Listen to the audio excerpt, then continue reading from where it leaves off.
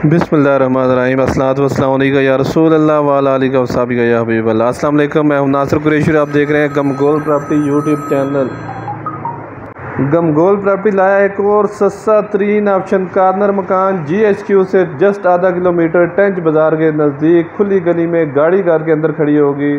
18 से 20 फुट की गली है, कॉर्नर मकान है, 3 कमरे ऊपर 3 नीचे, दूसरे साइड का रास्ता अलहदा। बहुत ही प्यारा ऑप्शन और बहुत ही मुनासिब कीमत। सिर्फ जस्ट रंग रोगन होने वाला है, अभी रेंट से खाली हुआ है। देखें गाड़ी कार के अंदर खड़ी होगी। मेहरान कैरी डब्बा, 3.5 मरले में ये मकान है।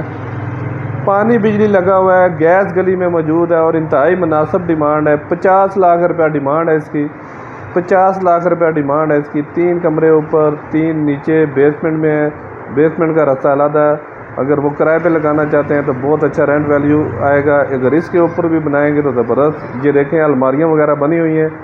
टेंच बाटा बाज़ार के नज़दीक, GHQ CMI से जस्ट 1 किलोमीटर का फासला। बहुत ही प्यारा ऑप्शन और बहुत मुनासिब कीमत। मार्बल वगैरह लगा हुआ है, जस्ट रंग रोगन का काम है, थोड़ी बहुत मेंटेनेंस का काम है।